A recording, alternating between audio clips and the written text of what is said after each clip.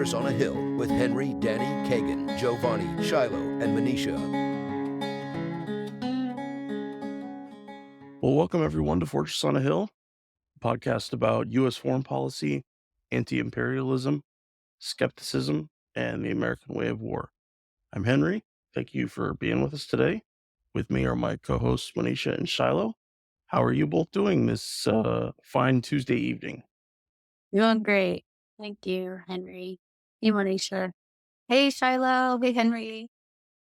So now I know Shiloh is getting cooked down there in San Francisco. How about you, Monisha? How's the weather there? Right now, we're getting the outer bands of Philippe that's passing through the tropical storm. Oh, okay. Not taking a direct hit, so it's good. Mostly just certain areas are getting heavily flooded. So hanging in there. Well, I'm glad it's not to become something that directly hits it, and hope it passes by with minimal damage to anybody theirs, especially you and yours. Thank you. And how about yourself? How are you? I'm doing all right, doing all right. We just had a couple days of rain, so and the highs just in the 70s, which is not bad after the summer we had. Ever since time in Iraq, I've never been a fan of the heat. If it was 55 degrees all the time, I would be perfectly happy. Um, so we are here tonight to talk about trans rights in the military and dealing with the Department of Veterans Affairs. But we're also here to talk about the culture and the hardships that come for um, trans folks, for queer folks, for non-binary folks, um, and that culture is something that we can't afford to ignore. Um, Shiloh, I know you mentioned in your notes about that.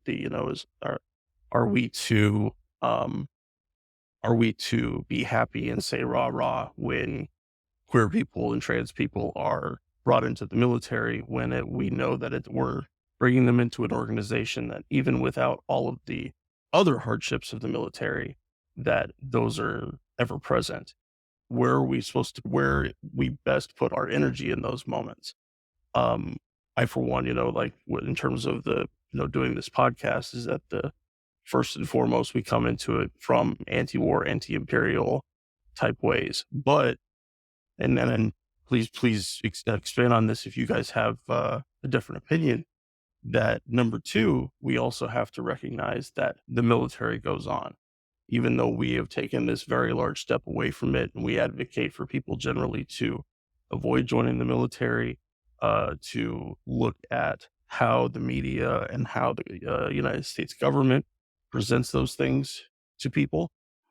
We have to be real about that, is that the military does go on, that the missions, as useless as we might see them, continue. And I think that means we have a responsibility to try in that space in some way to advocate for those kind of things, because we also know that culturally speaking, that when big changes happen in the military, eventually it does change us culturally in the US. Sometimes it takes a very long time, and sometimes the change is not what we would want it to be. Yeah. I mean, I think that it's kind of a chicken and the egg thing, like what Sure. happens first? Does a military change and then society adjusts, or does society kind of push the military to do what I would call a PR stunt to legitimize itself to meet where society's at? We see so many times over and over, as the military did with um, expanding expanding to include women into the military, expanding to include Black and Brown people into the military. It's just the expansion of who they're allowing to be part of the empire, and it's more as a PR stunt to legitimize an organization that is illegitimate on its face. Those are my initial thoughts on it. Here's what you think, Monisha. I totally agree with that.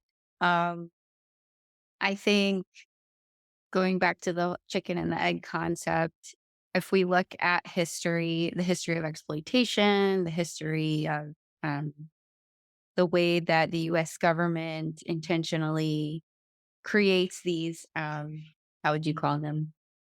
Tensions between groups, right? That have been categorized and scapegoat. And then when that becomes unpopular, then they turn in that PR stunt and then act as if they're, I feel like it's people talk a lot about the white man's burden. And I feel like there's also like the cishet patriarchal burden that they put on themselves of, and I think also it becomes kind of a useful tool in their propaganda that they use to bolster support for their invasions and neocolonialism that they're doing. Because when you look at what's happening in some of the spaces that are being invaded, what are they using as excuses? Women's rights, LGBTQ plus rights, etc. So, yeah, I agree, and I do think though to what you were saying, Henry, about how changes in the military can end up creating changes in society. Um, I think in a way that can also be true because look at how we were changed by our experiences in the military. Not necessarily that there's an example set by the US military, and of course, with the heroic ideal and the hero worship and all that nonsense, certainly people emulate things. But I think the way that we have been exposed to certain types of behaviors, the way that the hypermasculinity, the toxic masculinity exists there, and that is a space where people are pushing back against it, which ultimately pushes back against the very fabric of the nature of the US government, the US empire, and the military itself. So I think it's kind of like a both and situation there. Yeah, Shiloh, I definitely acknowledge the queer washing that is done by the empire to try to, like you said, Monisha, that we're trying to put these ideals out front and center, and it's those ideals that end up pushing someone to support a military endeavor. To support, like right now, what's happening with Ukraine and Russia, to support um, pushing against Russia when the answers about that conflict that they if you only listen to the US ones are only going to see one side of it. But I will acknowledge, and I think this is I don't know that this is people really grabbing for the morality of it or just because they've heard it enough times, but that you do see people sometimes in online spaces who have, through the experience of being in the military or maybe being out of it, that because they saw how the military created spaces for people to be demonized and seen as less than. And I think you saw a lot of that while Trump was in office. That the idea of living in a multiracial society was much easier to be grabbed onto. But of course, we're talking about, 70, 75 years since the military was integrated. Is that a result of people saying that they genuinely believe that everybody should be treated respectfully and attempt to be understood in their own space? Or is it just that the idea has been hammered into, much like if we were to look at, like Martin Luther King Jr. Day, that it creates a very small, um, compartmentalized memory that tries to replace what the reality is. And the reality is never purely black and white. But, so many aspects of the military are like that. This person, got this medal for this thing. And it's the compartmentalized nature of it gets grabbed onto by people and they attach it with meaning to things that shouldn't have that meaning. Shiloh, can we talk a bit about the history of queer and trans people in the military? Um, what were some of the hardships that those folks went through way back when, especially during a time like you had made a note in here about that many women dressed as men to participate in the Revolutionary War, and certainly I mean, I'm certain many other conflicts. Please let's talk about that a bit. Yeah, I'm gonna give like a very brief, small history. Uh, maybe not main thing to remember is anytime we're talking about like queer and trans history in any sector is to just always remember like queer and trans people have always been a part of that sector because queer and trans people have always existed. And so a lot of people will, say that being queer, being trans is a new thing, blah, blah, blah, whatever. But we need to remember that queer and trans people have always existed. And so with that, queer and trans people have always been a part of US military and militaries around the world. And yeah, in the Revolutionary War, we saw a lot of women dressed as men to participate. The term trans wasn't used, and so we don't know if they're trans or not. Um, the first known trans man in the Union Army during the Civil War was Albert Cashier. In 1892, there was a policy explicitly banning queer and trans people. I believe they used the term cross dressing at the time. Uh, and folks are being discharged, often with penalties. Maybe they had to like pay back any anything that they had received for their service. Uh, and then in World War II, we saw not just in the military, but for military's sake, um, they started classifying being queer trans as a mental illness, and that mental illness would automatically disqualify you for serving in the military. So it's kind of this is where it gets kind of interesting, right? It's like, does the military influence society? Does society influence military? Because we also see that during the time, of World War II, where being queer and trans was seen as a mental illness. We're seeing that garbage being spewed by a lot of ultra conservative people now. And then in 1993, we had the infamous "Don't Ask, Don't Tell" policy, which lasted until 2011. Um, this actually, I served my entire time in the Marine Corps under "Don't Ask, Don't Tell," and as many people know, like, that policy kind of forced people to be back in the closet. You weren't allowed to ask anyone if they were queer or trans, and you also weren't allowed to like tell anyone that you're queer or trans because then you could be forced out, forced pay back any benefits that you acquired. It was a really, really like nasty, awful time to be queer and be trans in the military. I don't know. At the time, like me personally, I wasn't really out to myself. So I certainly wasn't like out to anyone else as far as being trans. Yeah, personally, I just kind of flew under the radar, but I saw a lot of people really being harmed by that policy, and um, it was just a really nasty time. I wanted to take a little more time with that, with "Don't Ask, Don't Tell."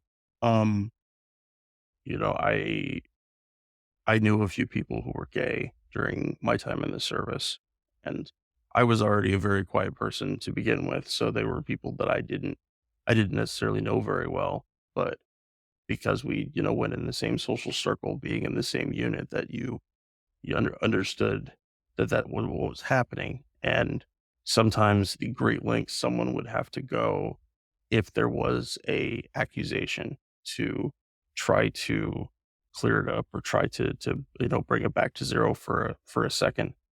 Um, I'd really, can you tell us about what that was like? Not just necessarily for you, but anybody else that you saw in service in a similar spot. Um, there's so many different things throughout the history of the military where specific groups are targeted with either that they have a mental illness, possibly a personality disorder. That's the one that we saw, big time during the beginning of Iraq and everything. Folks coming home with horrible PTSD, or they may be dealing with undiagnosed TBIs. and then they are just out. And depending on how they left, they may or may not have gotten VA benefits to help them with whatever injuries were going on there. Um, but it was during my time in, I didn't realize how deeply disturbing and damaging the policy was, because it was that hands-off policy. We're just not going to talk about it. We're just going to pretend that it doesn't exist. You'll pretend it doesn't exist. The Army pretends it doesn't exist, and we try to move forward. And um, it did nothing other than, like you said, that to force people on penalty of losing their career or to be ostracized by their unit. Um, can you tell us a little bit more about that time, if you could? Yeah.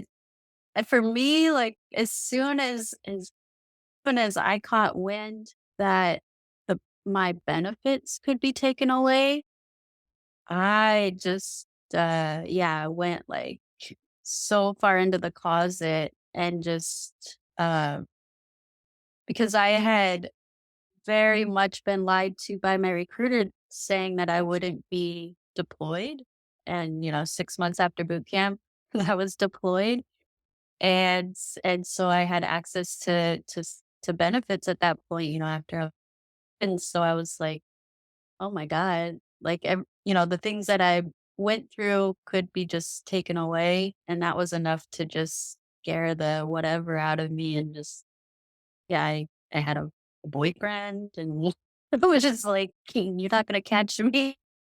Uh, but yeah, I think there's like a organizational or societal, like willful ignorance of something. It just changes the what do you call it? Like just the whole outlook of the organization, like humanize things that aren't out in the open. It's queer and trans people became like, like the boogeyman. It was just this like because we weren't represented at all, we weren't seen at all. And so when things are ignored, they sometimes become bigger than whatever you see them as.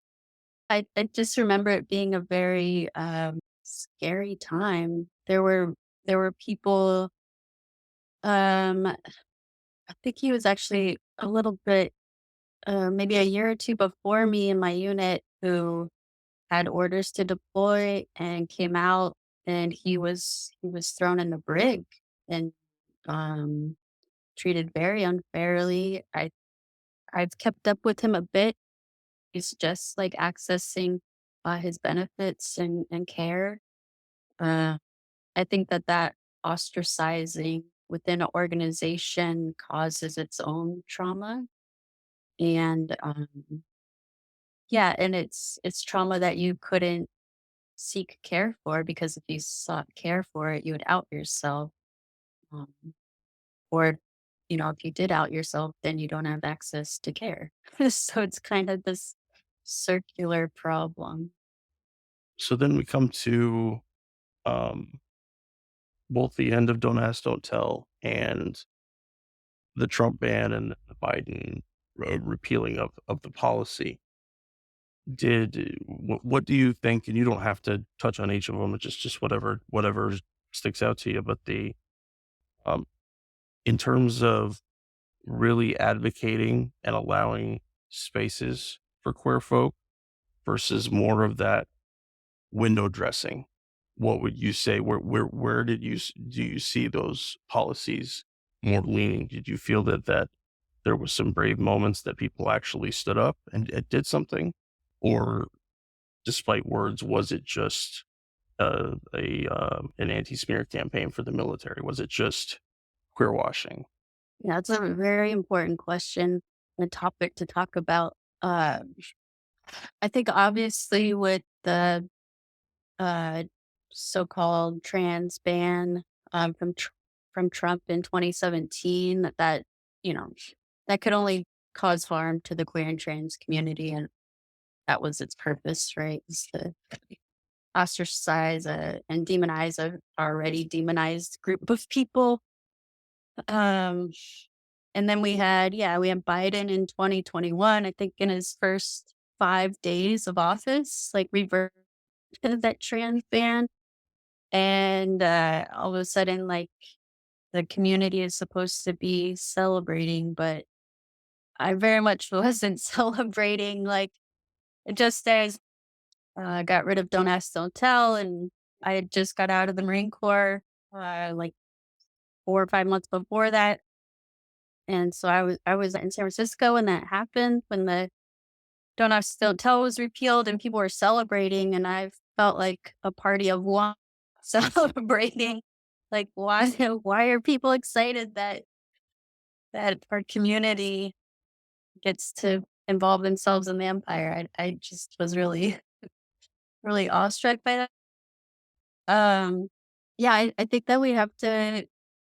So more on like your question about like did Biden reversing that, like, did that further anything for the queer and trans community? And the answer is, in my opinion, is very much no. I think it's just important to remember that inclusion into like any sector of mainstream society is going to be pushed through uh mainstream media through like the most milk toast version possible.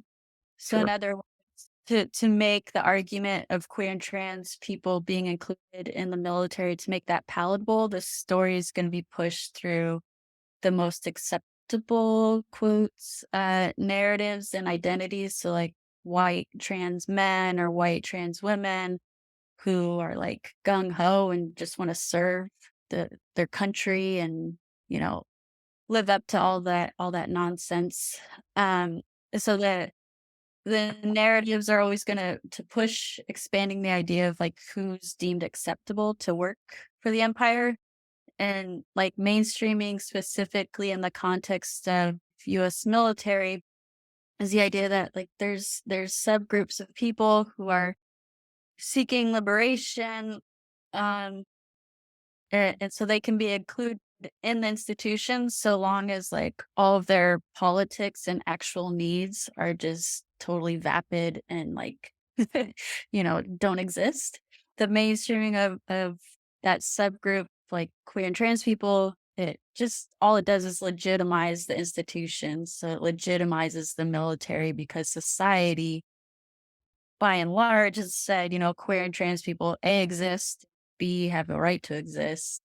And so the military is like, all right, cool, then we'll include you and we'll be seen as this like liberatory place and place of opportunity. We have to be better at being critical of that, not just in the military, but in any aspect, right? And so have to be critical and see it on its face as just a PR stunt. And yeah, um, all the while, right? Like they're just completely ignoring the actual real needs of communities. And we know that despite the right wing's penchant for talking about the woke military, that the this idea that the military is such an accepting place and such a place where they're welcome, that it would demonstrate the military as being woke. But we all know that, like, even if we went to something um somewhat separate, but definitely has a bigger platform within the military about talking about sexual assault, we know that the amount of briefings or teaching or training that anybody is going to get is going to be minimal, if not just a check the box situation. But this idea of it being presented as something that it's entirely not, just for that political demonization factor, that trans folks are at right now at an incredible level of danger for in living in our society, just day to day normal stuff, normal neighbors, normal things. It is a really, really hard time for it. And yet people like Trump keep reaching for it as a easy demonization, because there are going to be right leaning people who have, okay, we've accepted people color in the military, or we've accepted women, advocate for that in some small simpleton kind of way. But it's much easier to demonize the trans folks and for queer folks, and for them to become a temporary stand-in for where people of color might have been, or even side by side, because you don't know what the dynamics of the people in that particular unit might be. It may just be a horrifying place for anybody that is not a straight white cisgender male, um, especially if you're dealing with combat units and people that are, that have to get deployed together. Um, do you think, Shiloh, do you think that there is any redeeming aspect to trying to reform the military from within? Not, I mean specifically about this, but also in general, if you have any thoughts. I want to say no with a small asterisk of like, but that doesn't mean that we should stop fighting for the queer and trans people who are already in the military, right? I think that Sure. kind of seen as like, ah, if you're wanting to get rid of the military, then like you're just kind of writing off the people already in the military. It's like, no, that's not the case. We want to keep making sure that they're as safe as possible, and able to access benefits while they're in the military. Yeah, you just can't ignore the big reasons that queer and trans people disproportionately join the military also. And so, um, no, I think it's a what I can't remember the euphemism. It's like going upstream without a paddle to try to reform the military from within. I think it's a honorable leg to stand on, but I don't think it's gonna get you very far. It's just the culture, right? You'd have to undo the entirety of the military culture to make it a viable place for people to thrive. Like it's just not gonna happen. Yeah. Well, what do you think, Monisha? I completely agree. Um, and I think too, if we go back to why the US military even exists in the first place, it's a settler colonial mechanism. And when we go back, like all the way back before the US created itself, before all of the other colonizers came, and you have the original peoples who existed here first, and then you had the absence of that settler colonial binary imposed upon them. Um, so I'm all for the abolition of the U.S. military. I'm all for the abolition of the settler colonial state, that deploys said military, that created the military specifically to kill indigenous, black, queer, trans people in other places that it just wants to dominate, you know? Um, had I been out to myself at 17 years old and earlier, actually, when they started recruiting me in high school as a child, um, had I been aware of the nature of the country I was born into, um, and what the implications of that are for people, I don't think I would have joined.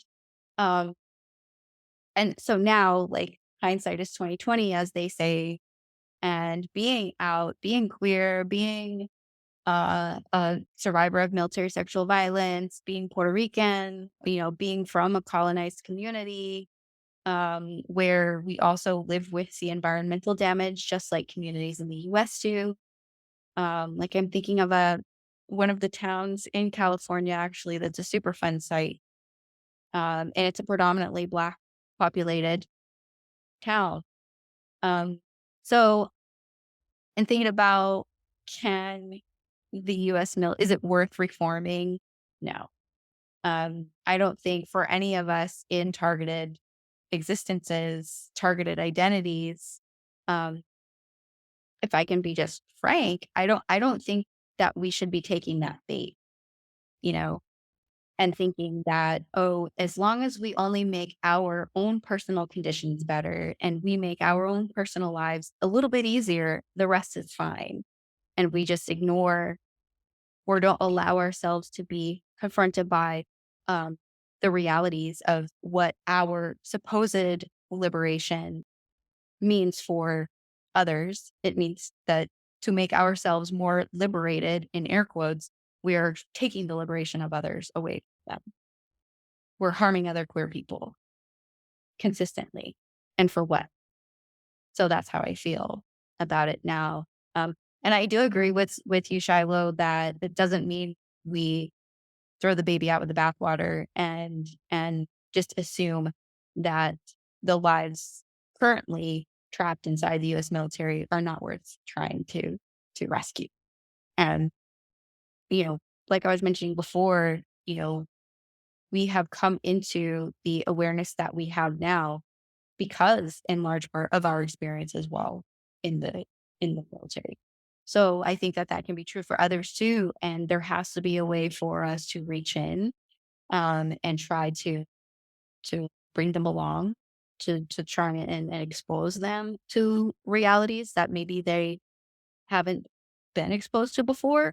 And then when we get out, and then we're in the next level of the struggle with PA care and healing ourselves and all of that, that's another potential net that we can cast, and try to catch people and bring them into a more uh, honest and critical reflection of what it means to be queer in the U.S. military. It's important to also talk about, like, why are there so many queer and trans people in the military? Um, and there are so many reasons. Uh, we are disproportionately represented in the U.S. military. Um, uh, and we're targeted by military recruiters largely because of there's not those societal our needs aren't being met by society. And so I just wanted to give a little bit of statistics around that. Like 28% of LGBTQ youth experience homelessness or being unhoused, housing instability. 30% of queer youth experience food insecurity. Only 1 in 3 queer youth have affirming family of origin support. And then so there's all these,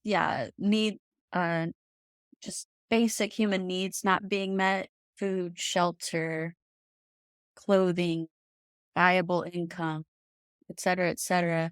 And then once the queer and trans youth, they see the military as like a source to meet those needs. I know I did. Then they're in they're in the rapture of the U.S. military, and it doesn't get better at that point. More, I think it's, I can't remember the statistic right now. I apologize, but the more disproportionately queer and trans people experience military sexual trauma, military sexual violence than other groups. 1%, that's what it is. 71% of LGBTQ service members report experiencing military sexual trauma.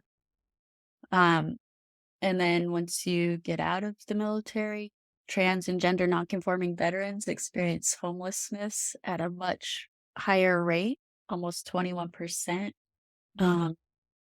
So yeah, it's just the military just exacerbates any harm that you are already experiencing before you join the military. And yeah, I mean, you can't really put like a statistic or number on just the trauma that is the military, the trauma that is putting on that godforsaken uniform every day.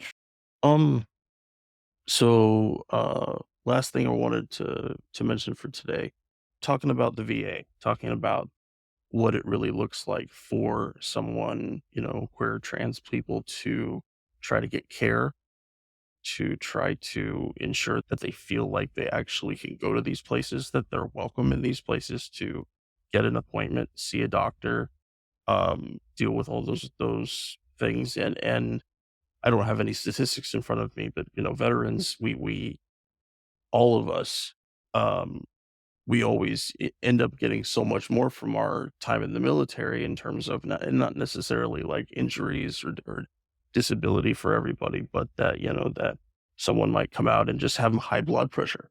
Someone might come out and have a bad back, not a horrible bad back, but a bad back, and they still have to live with it. But then in addition, for the folks we're talking about today, there's a whole host of other aspects. And it's only been recently that some of those policies have changed. Um, I'm curious what you thought about the recent changes that the Biden administration made for queer and trans people with the VA. And how does it make you feel? How when you're trying to get care, when you're trying to have a genuine discussion with the staff there, do you feel accepted and safe? And or is it just a slightly more padded landing spot for military trauma of different kinds? Yeah, thanks for that question. Well, first I want to, just talk a little about the policy for active duty members, because that flip flops a lot, depending on often depending on who's in office. Um, but it also like flip flops on the surface level. So what I mean is like it's a little muddled and diluted on the surface level about like what care is actually provided. Right now, well, as of a memo in 2021, uh, the Department of Defense was to start providing gender affirming care to active duty service members. Okay. Um, of course, with everything, there's caveats to that. Um, the care provided would only be for active duty members and could include hormones, psychotherapy, what they're referring to as real life experiences, and surgical intervention. Um, these are all terms that are not used in like general care settings. This is very military verbiage.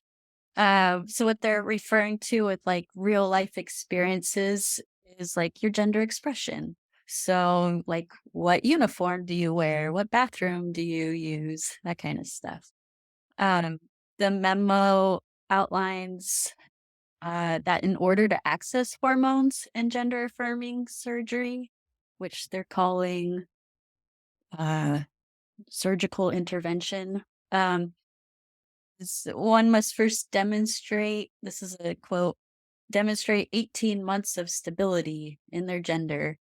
Um, they must also seek psychotherapy through the military that demonstrates that one, they have gender dysphoria, which is a term that I find a little repulsive, and two, uh, that they can demonstrate for 18 months that they are stable. Um, I'm curious after I go on, Monisha, like what your thoughts as someone, what your thoughts on those psychotherapy outlines are. Um, and then, because it's the military, like all this intel is shared up the chain of command under the guise of ensuring military readiness. So it's not in any other setting outside of the military, like that's between you and your doctor and like should not include anyone else's input, especially the military, which we know is like just vengeful and just terrible, vengeful, we'll find any reason to give you shit duty, And um so that's as it stands now. But in In February of this year, Senator Marco Rubio, with 4 other complete goons, submitted SB 435, which outlines what they're calling the requirements for eligibility into the armed forces. And it's ostensibly a ban on transgender people. There's a few exceptions that are outlined that I won't go into because they're ridiculous. But the bill was twice read in front of Congress and is now referred to the Committee on Armed Services. Um, Hard to say, but seemingly not going to go anywhere as of right now. But yeah, we're seeing, just the uh, general, I don't want to say cultural shift because it's very, very much a small population that's just very loud. Active duty members go. So far as your question, Henry, around like VA care, I can speak on my personal experience, and I go to one of the newer, larger VA facilities in Palo Alto, which is in the Bay Area of California, and it's supposed to be, it's like heralded as the most inclusive in the Bay Area, blah, blah, blah. Everyone waves their rainbow flags in June places. But once you get through the doors, it's not that it's not that place at all. Um, I'm trans, I'm non-binary. I have requested a million times over to have my pronouns changed, and their response for years is just like, yeah, we don't have a place in our system to do that. So every communication with the VA, I'm misgendered. There's lots of somewhat like from I can find humor in it, like I'm on hormone treatment, and there's lots of like, just automated communications that get sent to me because my testosterone levels are not in the normal range is how the VA sees me, which is as a woman, right?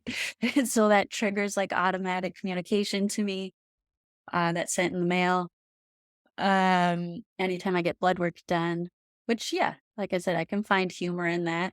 Um, I still have to go to the women's health clinic to seek primary care, even though I am not a woman.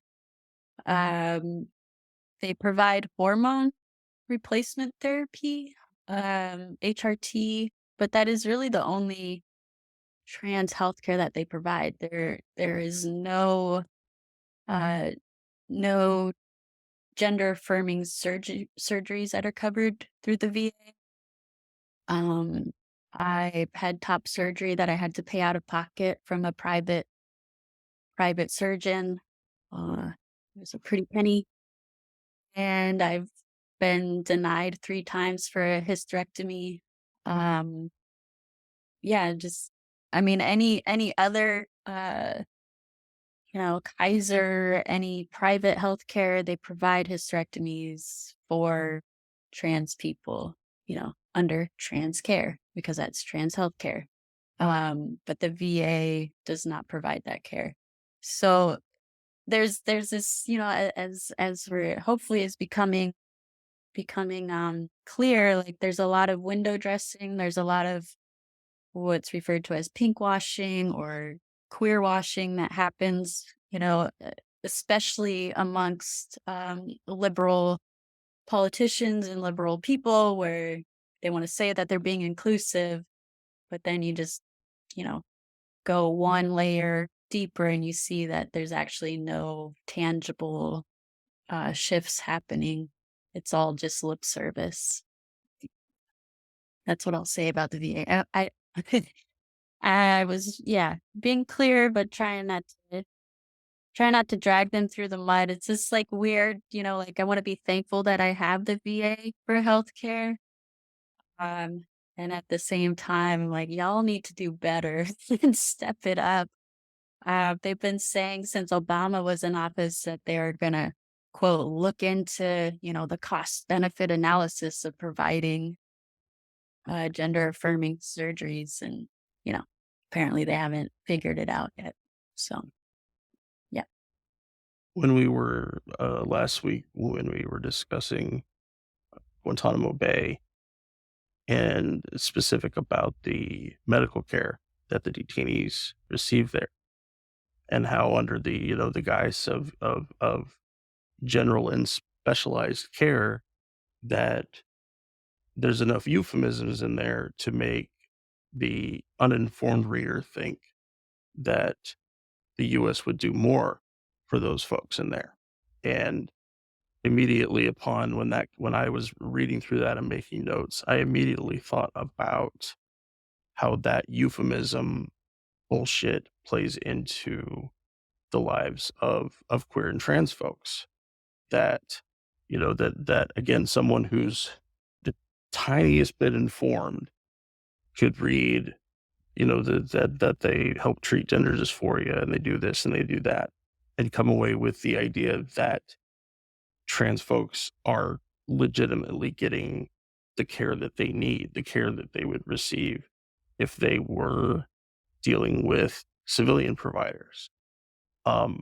And that's one of the reasons that we live in this euphemism bullshit parade of the military, is because, by changing the word just a little bit and then going somewhere deep in regulations and saying what it really means, that you can convince lots of people that something is happening when it really legitimately isn't. If somebody in your unit, Shiloh, they threw out their back or blew out a knee and had to have major medical surgery, none of those things would be gone through in a very personal and invasive way to say about unit readiness. They would just let whatever needed to happen.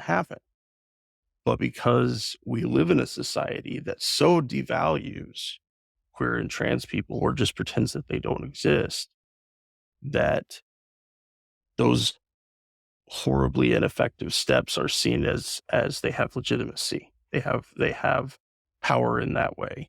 And I think it's to me, it's one of the most frustrating things about the military, but in order to hide, because we all know that the military does hide so many of these cultural destruction spheres within itself. Women, LGBTQ people of color. There are so many different areas where the only thing that you can do if you want to be a part of it is you have to let go of those parts of yourself. You can't be someone who, a Black person in the military could not be part of a Black liberation struggle. They would be told that that's not part of unit readiness, or kicked out for some other bullshit thing. And so I hope that everyone listening, that we all take the time to go through what these things are, that these window dressings, that they fall down almost immediately on the slightest bit of context. Americans don't do context. It's just, we're taught that intellectual people, or people learning new things, it's certainly not masculine. Is it even American? But I think we found a good place to stop for today. Shiloh, Monisha, thank you for joining me. If you guys have any final thoughts, anything that you want to bring up before we stop, please let me know. But thank you so much for taking this time. And I Shiloh, I especially want to thank you, going through personal shit from time in the military and really having to delve in it. It's difficult. It's a hard thing. And so thank you for being willing to do that. It's something that I think everybody on the podcast tries to do as much as we can, is because we want people to know that there are those other perspectives and they need to keep looking for them, that no matter what, be willing to see things at a different point of view. So anyways, I'm done pontificating. Anything you guys want to add? Yeah, a couple things. Thank you for Thank you, Henry, for highlighting this. I think, uh, yeah, I mean, you got to come out of the closet, and if you and the times that you feel safe to, and the times that you feel held and cared, and this podcast is definitely a time that I can be loud and be myself, and like, yeah. There's a lot of window dressings, a lot of what I would call breadcrumbs that get left for queer and trans people in our community, and we're supposed to be happy with breadcrumbs. And um, I'm more of the mindset of like, give my people a fucking loaf, and like, and we want our roses too. And like, I'm so tired of the breadcrumbs. You can't survive off breadcrumbs. And yeah, I just, if nothing else, I hope people just get a little bit more critical, um, and be more critical when they see something that's within the military or U.S. institution as seen as liberatory, and just get a little more critical about it and think a little bit harder about it. Absolutely. Well, thank you everyone for listening today. We hope you enjoyed the episode and hope it was informative.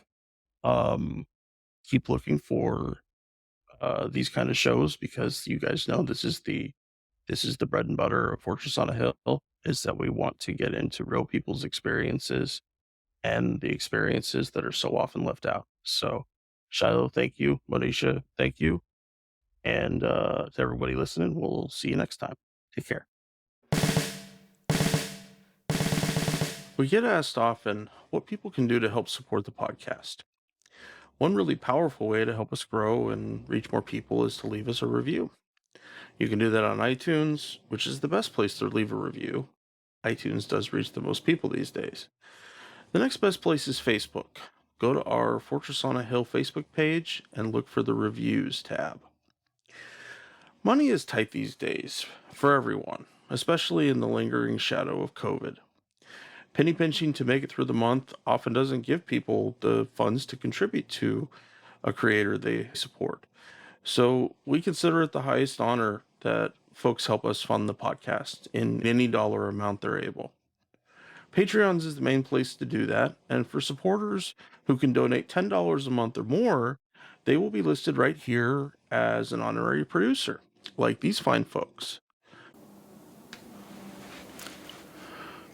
Fahim's Everyone Dream, James O'Barr, Eric Phillips, Paul Appel, Julie Dupree, Thomas Benson, Janet Hansen, Ren Jacob, Scott Spalding, Spooky Tooth, Helgeberg, and Howard Reynolds.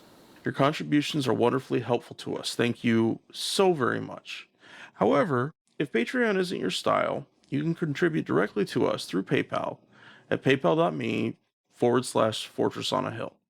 Or please check out our store on Spreadshirt for some great Fortress merch. And